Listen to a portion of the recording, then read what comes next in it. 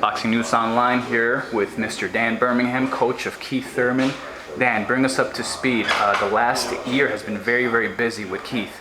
You've had 3 fights in the last 8 months, if I'm not mistaken, dating back to last December. Walk us through that. How has that journey been? Oh, it's been a great journey. I mean, he's winning the fights in spectacular fashion. Our training camps go well. We've had very minimal injuries, and Keith's attitude is as good as anybody's I've ever seen. What's the plan for him? Obviously, the grander, the better for Keith. But this high level of activity, how is he handling that? And is that something that you plan on continuing? Oh, Keith's got a lot of energy, so he handles the level of activity very well. We just listen to Al Heyman and what his plans are, and Al has a great sense of future boxing for Keith, so we just wait to see what his plans are.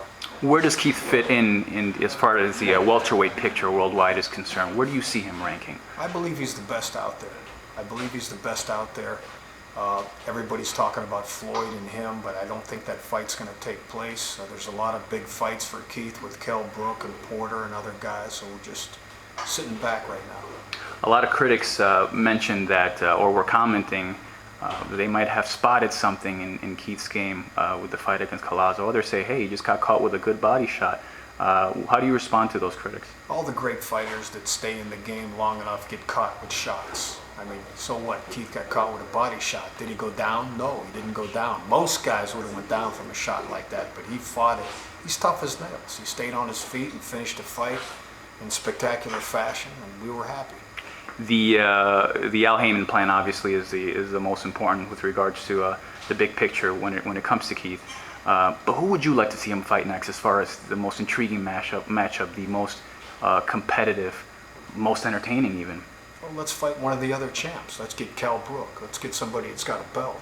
It doesn't really matter at this stage. We'll fight anybody that's in front of us, but the Brook fight is an interesting fight. How do you think he would fare against Kel? Oh, I think we beat him.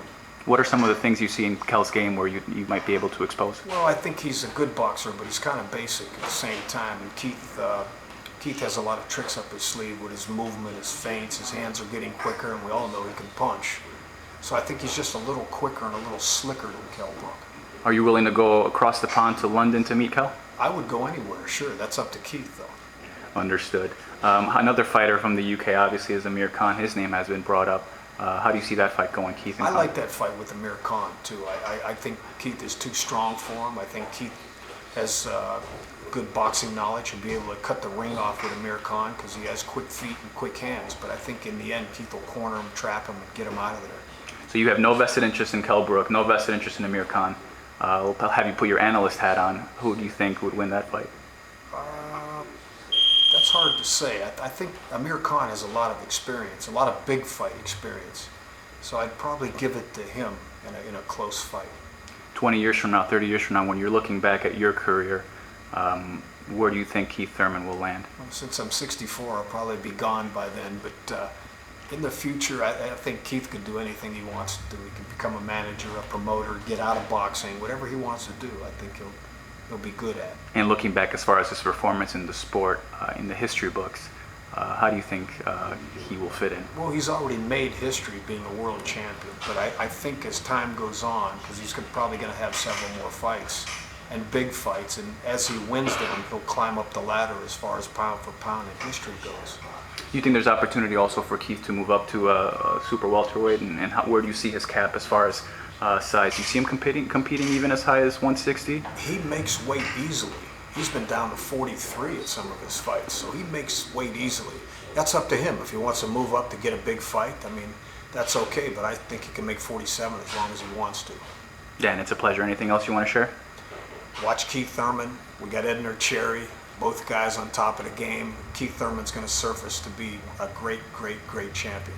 Actually, let me go back there. Tell us about Edner and what can we expect from him in his future? Edner won his last fight by 9th round KO and looked good doing it.